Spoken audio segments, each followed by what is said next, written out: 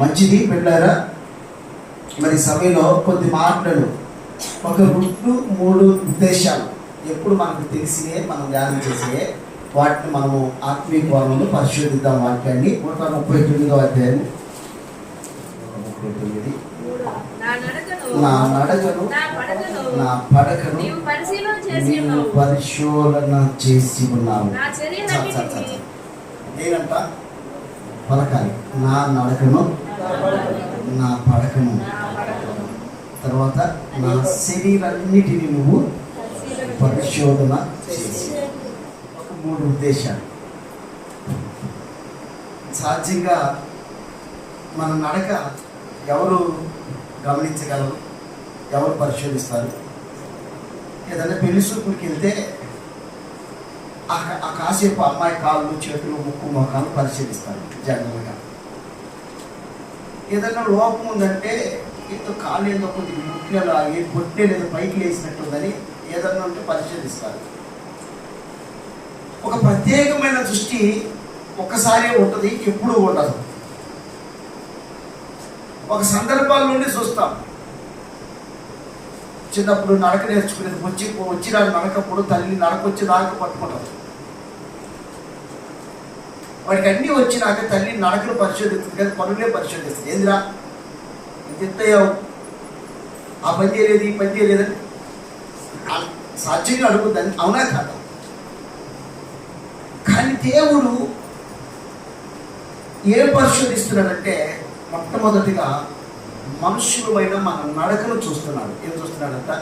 మన నడకను చూస్తున్నాడు. నా ప్రియమైన దేవుని బిడ్డారా, కీర్తనలు 11:4 చదువు ముందు. 11:4. యెహోవా తన పరిశుద్ధ ఆలయంలో ఉన్నాడు.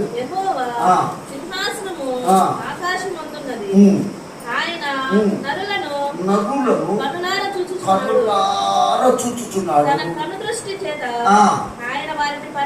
ఏం చేస్తున్నాడంట? ఆయన కన్ను దృష్టి చేత మనం ఏం చేస్తున్నాడంట? పరిశోధన చేస్తున్నాడు, పరిశీలిస్తున్నాడు. అంటే పరిశోధన చేస్తున్నాడు. దేవుని కన్నులు మన మీద ఉన్నాయి. దేని మీద ఉన్నాయంటే నడక మీద ఉన్నాయి, మనం పడుండే మంచం మీద ఉన్నాయి, మన హృదయం మీద ఉన్నాయి, మన చర్యలన్నింటినీ మన హృదయం మీద, మన క్రియల మీద ఉన్నాయి. ఈరోజు బలిలో చేయి వేయడానికి వచ్చావు బిడ్డ. బల్లారాధన తీసుకోబోతున్న నీవు, ప్రభు శరీరాన్ని, ప్రభు రక్తాన్ని తీసుకోబోతున్న నీవు, లోకములో నడిచినట్టుగా లోకములో అందరితో మనం కలిసిపోవటం కాదు, లోకనాథులతో మనం నలుగురిలో ఒకరి కాదు, నలుగురిలో ఒకరిగా మనం ఉండకూడదు. ఆ నలుగురికి మనం మాదిరిగా ఉందము కాక, ఒక మాదిరికరమైన నడకను మనం నడవాలి. 2-3 మాటలు, 2-3 ఉద్దేశాలు త్వరగా నీకు ఇచ్చి నా వాక్యాన్ని ముగిస్తాను. 30 యోబు గ్రంథం 34:21 వచ్చిన 34:21 వచ్చిన. ఆయన దృష్టి నరుల మార్గం మీద ఉంచబడి ఉన్నది. ఆయన మన నడకలన్నిటినీ, అమ్మ ఎవరి మార్గం మీద ఉంచాడు? దేవుని దృష్టి మన మార్గం మీద ఉంచాడు, మన మార్గం మీద ఉంచాడు. మనం ఏదన్నా ఊరు వెళ్తే పిల్లలు తల్లిదండ్రుల కోసం ఎదురు చూస్తూ ఉంటారు. మా అమ్మ నాన్నలు వస్తారా అన్నట్టుగా ఎదురు చూస్తూ ఉంటారు. ఆటో లేదా బస్సు సౌండ్ వచ్చినా, ఇప్పుడైతే లీవ్ కాబట్టి మన టౌన్లో ఉన్నప్పుడు మనకు తెలియదు, కానీ విలేజ్లో ఉన్నప్పుడు అయ్యే ఎదురు చూసేది. బస్సు రాగానే మా అమ్మ వస్తున్నారంటే ఎదురు చూస్తుంటారు. లేదు మనమైతే మా పిల్లలు ఒక అరగంట పావుగంట లేట్ అయితే పాస్టర్ గారు ఎక్కడున్నా ఫోన్ చేస్తారు. ఏమంటే ఇంకా బస్సు వచ్చింది, పిల్లలు రాలేదు, బస్సు వచ్చింది, ఎవరి కూడా ఎదురు చూస్తుంది? పిల్లలు అందరూ వస్తున్నారు, టైం అయింది, 4 ఏళ్ళ కాంచి 3 ఏళ్ళ కాంచి ఆమె దృష్టి అంతా ఎవరి మీద ఉంటుంది? ఇప్పుడు పిల్లల మీద ఉంటుంది, రోడ్డు మీద ఉంటుంది సూప్ అంతా. పిల్లలు వస్తున్నారు, బ్యాగ్ మోసుకుంటే ఎదురు వెళ్తాను. సపోజ్ నేను ఉన్నాను అనుకోండి, నా రోడ్డు మీదకి వెళ్తుంటాను బండి వేసుకొని. మన దృష్టి మన ఇంటిలో పిల్లల మీద మంది ఉండొచ్చు, మన పిల్లలు మన మీద ఉండొచ్చు. దేవుడు అంట నరులందరి మీద ఉంచాడు. ఎవరి మీద ఉంచాడంట? నరులందరి మీద మన నడక మీద పెట్టాడంట. యోబు గ్రంథంలో ఆ మాట తెలియపరుస్తుంది. సంఖ్యాకాండము 22:32 వచ్చి చూద్దాం. సంఖ్యాకాండము 22:32 వచ్చి. యెహోవా దూత ఈ గాడిదను నా ఎదుట నీ నడత ఏమైపోయిందట? విపరీతమైపోయిందట. చెడు నడక. నోరు లేని గాడిద ఎందుకు పడతావు? నీ నడత విపరీతమైంది. మంచి నడక నడవలా. నువ్వు రాజుల మీద, బంగారం మీద ఆధారపడ్డావు, పాపం మీద ఆధారపడ్డావు, పాప సొమ్ము మీద ఆధారపడ్డావు. బిలాముతో దేవుడైన యెహోవా మాట్లాడుతున్నాడు. నీ గాడిద నీ మాట వినకపోవడానికి కారణం గాడి తప్పు కాదు, నా తప్పు కాదు. నీ నడక విపరీతమైంది, పరిధిలో మించిపోయింది. ఇక నువ్వు వెళ్ళలేవు. అనుకున్న ప్రజల ఎదుటకు నేను వెళ్ళనీను. నువ్వు శాపాన్ని తీసుకొని వెళ్తున్నావు, శాపగ్రస్తమైన వాటిలో నడుస్తూ ఉన్నావు. నీ నడక మంచిది కాదు, నీ ఆలోచన మంచివి కాదు. నీ నడకను మార్చుకో. దేవుడు బిలాము నడకను చూశాడు. ఎవరి నడకను చూశాడు? నీ నడకను, నీ పడకను పరిశోధిస్తాను, నీ హృదయాన్ని పరిశోధిస్తాను. దేవుడి దృష్టికి బిలాము నడక మంచిగా లేదు. నా ప్రియమైన దేవుని బిడ్డ, విపరీతమైంది పాపము. మనిషిలో ఎక్కువైతే ఆ పాపము మరణానికి వెళ్తుంది. జాగ్రత్త. మనల్ని దేవుడు చూస్తున్నాడు, మనుషులు కాదు. దేవుడు మన నడకను చూస్తున్నాడు, మనం పరిశోధిస్తున్నాడు. నేను ఒక సేవకుని చూశాను. నేను చాలా బాగా ప్రేమిస్తున్నాను. ఆయన ఎంత బాగా ప్రేమిస్తానంటే అంత థాట్ఫుల్గా ప్రేమిస్తున్నాను. ప్రతి దాంట్లో ఎప్పుడు చూసినా నేను ఎప్పుడు ఎవరినైనా కానీ గౌరవపరుస్తులో వాళ్ళని గౌరవపరుస్తాను, వాళ్ళకి పూజ చేస్తాను. నేను ఎప్పుడు కిందనే కూర్చుంటున్నాను. సరే, కొన్ని మీటింగ్లకి వెళ్ళిన తర్వాత ఏమైందంటే ఆ సభల్లో అక్కడ ఉన్నటువంటి ప్రజలు, దైవజనుడు ప్రేమరాజయ్య గారు, ప్రేమరాజు పాస్టర్ గారిని పిలిపించమంటుంటే నాతో ఉన్న ఈ సేవకుడు ఓర్చుకోలేకపోయాడు. ఎవరు ఓర్చుకోలేకపోయాడు? ఈ సేవకుడు ఓర్చుకోలేకపోయాడు. ప్రతి చోట ఈ సేవకుడు అక్కడ కట్ చేస్తా ఆ మీటింగ్లకి, ఆ సభలకి వాళ్ళు డేట్లు అడుగుతున్నాడు. ఆ డేట్ టైంలో ఏదో ఒకటి చెప్తున్నాడు. మధ్యలో క్యాచ్ చేసి నాకు ఒకటి వాళ్ళకి ఒకటి చెప్పి వాటిని ఆపేస్తా ఉన్నాడు. నాకు అర్థం కావట్లేదు. నేను ప్రార్థన చేస్తున్నాను. సరే, నాకు ఎందుకు లేదు, నా పరిచయం నేను వెళ్తున్నాను. ఒక దిన ఆ సేవకుడు ఫోన్ చేసి, బ్రదర్ నాకు సీరియస్గా ఉంది, ఖాళీ ఇట్లా అని. సరే, నేను హడావుడిగా వెళ్ళి దేవజీకి నాకున్నది అమౌంట్ ఇచ్చి ప్రార్థన చేసి మరలా ఆయన ఏ విషయం నాకు తెలుసుకుంటాను. ఒక దినాన నాకు ఆ దైవజనుడే వేరే వాళ్ళతో చెప్పి పక్షాత్తాపడుతున్నాను. నేను ప్రేమరాజు పాస్టర్ గారిని ఎంత దేశించినా, ఎంత ఆయన పక్కన పెట్టాలన్నా దేవుడు ఆయన పక్కన పెట్టలేదు. ఆయన కపటము లేకుండా నన్ను ప్రేమించడమే నాకు శాపంగా మారింది. నా నడక, నా భర్తని దేవుడు చూశాడు, ఆయన్ని చూశాడు. ఆయన యథార్థత ఆయన ఆపకుండా దేవుడు వాడుకుంటున్నాడు. నా బలహీనత నన్ను ముందుకు నడవకుండా దేవుడు నా కాలు ఎదిగి నేను మంచాన ఉన్నాను. బిడ్డలారా, మన హృదయాల్లో కొన్ని మన నడకలని, మన ప్రవర్తన దేవుడు బిలాము నడక దేవుడికి ఎలా ఉందట? విపరీతమాయను. నేను భరించలేకపోతున్నాను. ఇక చివరికి పాము పిల్లలు కానీ మళ్ళీ కొరికి చంపినట్టుగా తన స్వకీయ జనాన్ని, ఏ జనాన్ని ఆశీర్వదించాడో ఆ జనాన్ని శపించడానికి వెళ్తున్నాడు. ఎవరు? బిలాము. ఈరోజు పనుల్లో చేయబోతున్న మన నడకలో, పరిశుద్ధతలో, పవిత్రతలో, నీతిలో, యథార్థతలో, నమ్మకత్వంలో, సత్య మార్గంలో నడుచుటలో పాపముని విడిచిపెట్టిన నడక ఉండును కాక.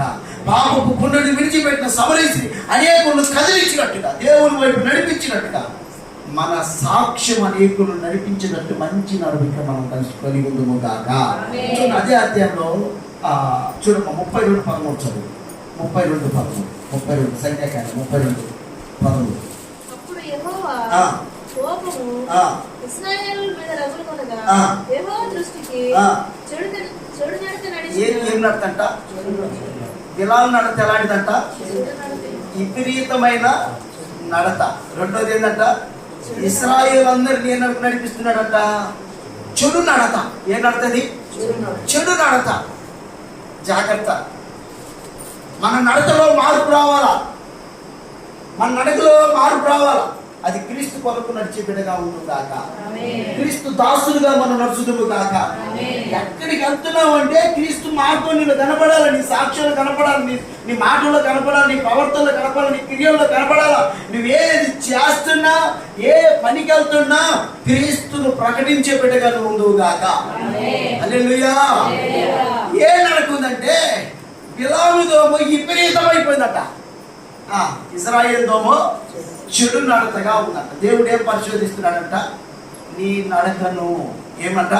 నీ నడకను పరిశోధించినప్పుడు పాపముతో ఉన్న నడక, నీతితో ఉన్న నడక, నేనే మార్గం సత్యం జీవం. ఎవరి మార్గం నడవాలి? సత్య మార్గం నడవాలి, చెడు మార్గం అని విడిచిపెట్టాలి. కాబట్టి బిలాము నడక విపరీతం అయిపోయింది. ఇశ్రాయేలు నడక దేవుని దృష్టికి ఏంటంట? చెడు మార్గముగా కనపడిందంట. ఒకటి, మన మార్గంలో చెడు లేని బిడ్డలుగా మనం సరి చేసుకున్నాక. రెండవది, దేవుడు ఏం పరిశోధిస్తున్నాడు? పడకలు పరిశోధిస్తున్నాడు. ఏం పడకలు చేస్తున్నాడు? మొదటిది ఏ నడకంటే చెడు నడకలో ఉన్నారు. ఏ నడకలో ఉన్నారు? చెడు నడకలో ఉన్నారు. రెండోదిగా మనం చూద్దాం. కీర్తనలో 36:4 వారు మంచము మీదనే ఏ ఆలోచనలు ఏంటో మంచాల మీద పాపపు ఆలోచనలు, పాపపు తలంపులు, పాపపు ఉద్దేశాలు, పాపపు యాక్షలు. బిడ్డలారా గమనించండి, ఈరోజు దేవుడు మన పరుండ స్థలములో మనం పరిశోధిస్తూ ఉన్నాడు. యాకోబు వండుకున్న స్థలంలో దేవుడు చూస్తూ ఉన్నాడు. యాకోబులో పైన కనపడుతుంది, నువ్వున్న ఈ స్థలంలో నేనున్నానన్నాడు. అబ్రహాము కూర్చున్న స్థలంలో దేవుడు ఉన్నాడు. నీవు నీ జనులను, నీ స్వకీయ జనాన్ని విడిచిపెట్టు, నేను చూపిస్తున్న దేశకు బయలుదేరంటే యెహోవా చూపించే దేశం బయలుదేరుతున్నటువంటి అబ్రహాములో ఏ పాపం కనబడాలి. ఈరోజు మనం వారి మంచముల మీద ఏ ఆలోచన ఏంటంట? పాపపు ఆలోచన, దుష్టుల ఆలోచన చొప్పున నడవక. ఎవరంట? అపాసికులు ఉన్నారు. జాగ్రత్త. దుష్టులు ఉన్నారు. వారి ఆలోచనలు దుష్ట ఆలోచనలు. ఏబేలు ఆలోచన వేరు, కయ్యను ఆలోచన. కయ్యను ఆలోచన ఏంటంటే తమ్ముడు చంపాలి. ఏబేలు ఆలోచన ఏంటంటే దేవుణ్ణి సంతోషపరచాలి. ఎవరు సంతోషపరచాలి? దేవుణ్ణి సంతోషం. మీకా గ్రంథం త్వరగా, మీకా గ్రంథం 2వ అధ్యాయం 1వ వచనం. మంచముల మీద పరుండి మోసపు క్రియలు. ఏదంట? ఒకటి చెడు ఆలోచన, రెండోది మోసపు క్రియలు. మంచం మీద పరుండి. ఏమిగా ఎబ్రిలో మనం ఎప్పుడు రాస్తూ ఉంటాం, ప్రతి వివాహంలో రాసి ఉంటుంది. ఏమని? 13:4 పాలుపు 3వ వచనం, పాలుపు నిష్కపటమైనదై ఉండాలంట. వివాహం అన్ని విషయంలో ఘనమైనదై ఉండాలంట. పాలుపు నిష్కపటమై ఉండాలంట.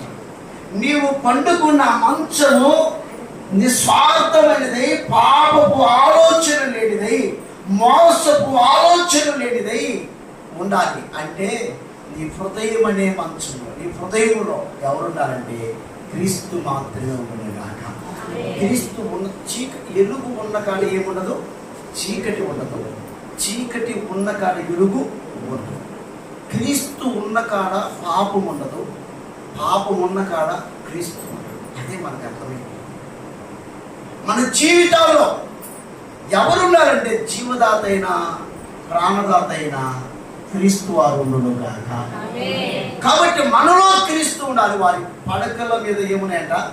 పాపపు ఆలోచనలు. బిడ్డ, పాపంతో నిండి, పాపపు ఆలోచనతో నిండి ఈ పరిశుద్ధ రక్తాన్ని తీసుకొనుటకు నువ్వు అర్హుడివి కాదు, అర్హురాలివి కాదు. ఏం నడకంటమంది? చెడు నడక విడిచిపెట్టాలి. రెండోది ఏముందంట వాడి పరకంలో ఏ ఆలోచన అంటే పాపపు ఆలోచన. మనలో ఉన్న ఆలోచన మంచి ఆలోచనలు కాక దేవుడు చీకటిని ఏం చేశాడంట? వెలుగును వేరు చేశాడంట. ఏం చేశాడంట? వేరు చేశాడు. అమ్మా, నువ్వు లోకంలోనే ఉండాలి, లోకస్తుల మధ్యలో ఉండాలి, కానీ వారి మధ్యలో నువ్వు ఎలా ఉండాలంటే ఇరువుగా ఉండవు కాక. తామర పువ్వును తీసుకొచ్చి తామర చెట్టుని తెచ్చి మంచి నీళ్ళలో నాటితే బతుకుతుంది. అది ఎక్కడ బతుకుతుంది? అది చెప్పాలా? మురికి నీళ్ళలోనే ఉంటుంది, కానీ మురికిని తీసుకోదు. ఏం తీసుకుంటుంది? దాంట్లో ఉన్న మంచిని తీసుకొని అది మటుకు పరిమళిస్తూనే ఉంటుంది. ఆ నీళ్ళు ఎలా ఉంటాయి? మురికి నీళ్ళే, కానీ తామర పువ్వు పరిమళిస్తూ ఉంటుంది. లోకం ఎలాగైనా ఉండడు కాక, ఏ పాపంతో ఉండడు కాక, వాళ్ళలో నీ సాక్ష్యం పరిమళించును గాక, నీ జీవితం పరిమళించును గాక. ఒకవేళ పరిమళించలేదు అనుకో, నీళ్ళలో కలిసిపోతావు, కుళ్ళిపోయిన ఆకు అవుతావు. జీవమున్న ఆకైతే అది పరిమళిస్తుంది, పచ్చగా ఉంటుంది. మనము ఎలా ఉండాలంటే చెడు ఆలోచనలు జయించే వారిగా ఉండును గాక, మంచిని మనం చేసి చూడుము గాక. చూద్దాం నా ప్రియమైన వాళ్ళ కీర్తనలు 63:4 వచ్చింది. 63 కీర్తనలు 63:4. నా మంచము మీద ఎవరిని జ్ఞాపకం తెచ్చుకోవాలి? ఇప్పుడు దేవుడిని జ్ఞాపకంలో తీసుకురావాలి. అమ్మా, చెడు ఆలోచనలు ఉన్న వాడికి దేవుడు రాడు, పాపమే వస్తాయి, కీడే చేస్తున్నాడు. ఇక్కడ భక్తుడు అంటున్నాడు, నా మంచము మీద ఎవరిని జ్ఞాపకం తెచ్చుకున్నాడంట? నిన్ను జ్ఞాపకం తెచ్చుకుంటున్నాను. 6:6 చూద్దాం. కీర్తనలో 6:6. నేను మూలుగుచు అలిచి ఉన్నాను, ప్రతి రాత్రి నా పరుపు చప్పట్లు కొట్టి ప్రభు మనము మంచం మీద మన నడకను మన పడకను పరిశోధిస్తున్నప్పుడు మొదటిగా మనం మంచం మీద ఎవరిని జ్ఞాపకం తెచ్చుకోవాలంట? దేవుని జ్ఞాపకం తెచ్చుకోవాలి. రెండోది ఏం చేసుకుంటే ఆయన దగ్గర ఏం చేయాలంట? మూలుగుచు. ఏం చేయాలంట? మనము మూలుగుచు, కన్నీరు విడుచుచు ఉదయం లేవగానే మనం ప్రార్థన చేసేవారిగా ఉండుగాక. మన చెడు నడకను మార్చుకోవాలి. మన పడక పరిశుద్ధపరచబడాలంటే, అంటే మన హృదయం పరిశుద్ధపరచబడాలంటే మన ఆలోచనలన్నీ కూడా ప్రభువుకు మమేకమై ఉండుగాక. పరమగీతము 7వ అధ్యాయం 1 నుంచి. రాజకుమార, నీ పాద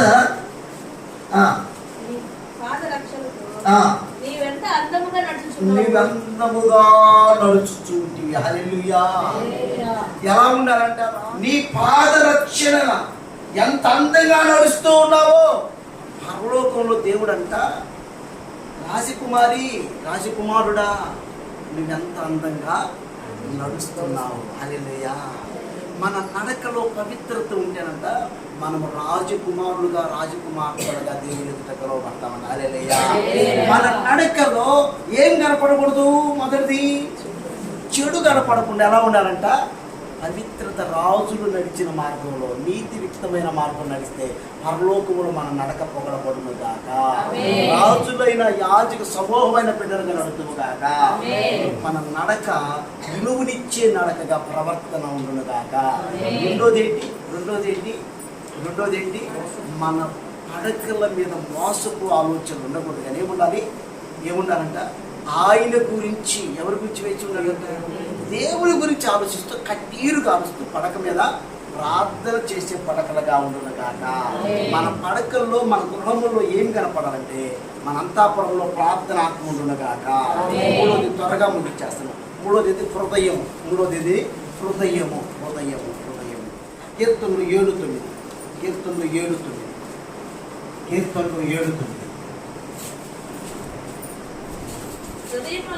హృదయములను అంతరంద్రియములను పరిశోధించు. ఏది పరిశోధిస్తున్నారంట? హృదయమును పరిశోధి. మత్తయి సువార్త 15:18 వచ్చిన కథదోమా.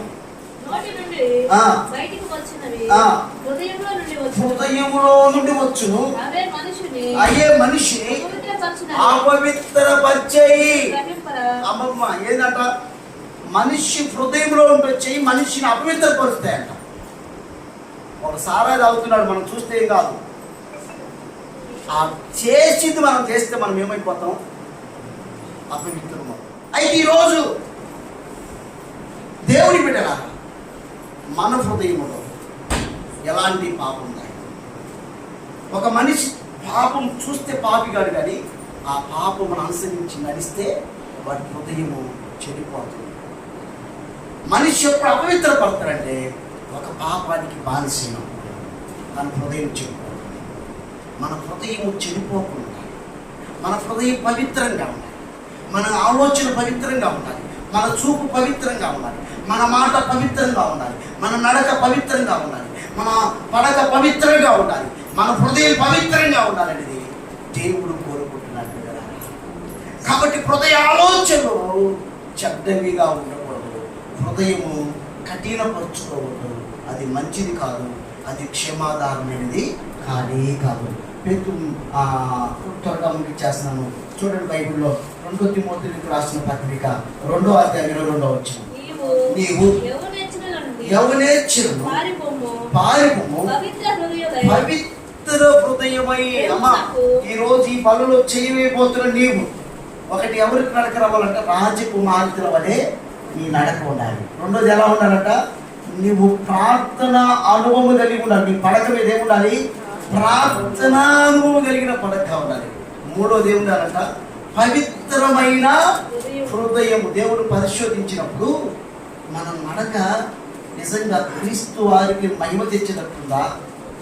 నా పడకలో దేవుడు నేను నిద్రించి వేస్తున్నాను, ప్రతి దినము నా పడకలో ఎలాంటి ఆలోచనలు ఉన్నాయి, ఎలాంటి పరిస్థితులు ఉన్నాయి అని పరిశోధించుకున్నప్పుడు దానికి ఏమున్నారంటే దేవుడికి మహిమ తెచ్చినట్టు, దేవుని గనుడైన క్రీస్తుని మహిమపరిచేటట్టుగా నీ హృదయంలో ఆ క్రీస్తు వారికి మహిమ తెచ్చి ప్రార్థన నీ పడకల మీద నీ ఇంటిలో ఉందా?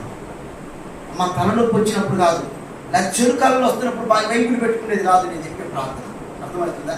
లేకపోతే డాక్టర్ రోగం తగ్గదన్నప్పుడు అప్పుడు తీసుకుపోయి అయ్యా ఇదిగో మా వాళ్ళకు కూడా బైబిల్ ఇచ్చా. ఎవరికి? నా కాడ బైబిల్ ఉంటే నేను వాళ్ళకి బైబిల్ ఇచ్చాను, ఎవరు బాగలేదంటే హాస్పిటల్కి వెళ్ళాలా, నా బైబిల్ ఇచ్చి వచ్చాను. అది కాదు దేవుడు చూస్తుంది.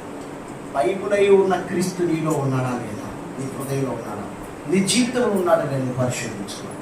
కాబట్టి హృదయంలో మూడవది ఏంటంటే పవిత్రమైన హృదయం. 2వ రాజుల గ్రంథం 20వ అధ్యాయం 3వ వచనం. అతడు తన ముఖము వాడు తట్టు తిప్పుకొని యెహోవా ఏ హృదయం అంట? బైబిల్లో దేవునిదే క్వశ్చన్ వేస్తున్నాడు. ఎవరు? హిజ్కియా. యెహోవా నీ దృష్టికి ఏ హృదయం కావాలంట? యథార్థ హృదయం. అమ్మ, మొదటి హృదయం ఏంటంటే పవిత్రమైనది. రెండోది ఏం కావాలంట? యథార్థత ఉండాలి. నీలో పళ్ళలో చేయబోతున్నట్టే అట్టంటే అట్టయిపోక జాగ్రత్త బిడ్డ. మన నడక రాజకుమార్తె నడక ఉండాలి. మన పడక పవిత్రమైనదై ఉండాలి. పాలుపు నిష్కపటమైనదై, నిర్మలమైనదై, పవిత్రమైనదై ఉండాలి. పడక మీదనే ఉన్నాయంట ఆలోచన. అయితే కింద భక్తుడు ఆలోచన అలా లేదంట. దేవుణ్ణి తలంచుకున్నాడు. ఎవరు తలంచుకున్నాడంట? తన పడకల మీద దేవుడికి జ్ఞాపకం తెచ్చుకుంటాడంట. కన్నీరు కారుస్తున్నాడంట. మన పడక మీద ప్రార్థన ఆత్మవులుగాక. ఒకటి నడకని, రెండేంటి పరిశోధిస్తున్నాడు, పడకని. మూడోది ఏంటంట? హృదయమును పరిశోధిస్తున్నాడు. హృదయం ఏమన్నాడట? పవిత్రంగా ఉండాలి. రెండోది యథార్థత కలిగిన హృదయముగా ఉండాలి. ఈ మూడు, ఒకటి రాజ్యబిడ్డలుగా నడవాలి, రెండు ప్రార్థనా పరులుగా ఉండాలి, మూడు ఎలా ఉండాలి? యథార్థత కలిగిన బిడ్డలుగా, పవిత్రత కలిగిన బిడ్డలుగా, పరిశుద్ధత కలిగిన బిడ్డలుగా మనం ఉండాలి. ఈ మూడు ఉద్దేశాన్ని అందుకే మూలవాక్యం చదవండి. మూలవాక్యం 139 3వ చదవండి. నా నడకను నా పడకను నీవు పరిశోధన చేసి ఉన్నావు, నా శరీరాన్నిటినీ నువ్వు బాగుగా ఎరిగి. అమ్మ, ఈరోజు నిన్ను నన్ను ఎరుగున్నాడు దేవుడు. బిడ్డ, ఇక్కడ నేను నెలకు ఒకసారి కనపడుతున్నాను, మీరు నేను నెలకు ఒకసారి మనం ఇక్కడ కలుసుకుంటాం. ఇక దాటింది అనుకోండి, ఇక ఆ తర్వాత మరలా మిమ్మల్ని ఎప్పుడు చూస్తాను నేను?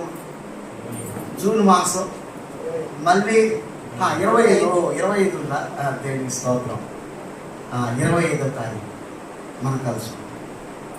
నెలలో 1-2 సార్లు 50 మీద లెక్క పెట్టినట్టు మనం కలుసుకుంటాం ఉంటాడు. ఇది కాదండి.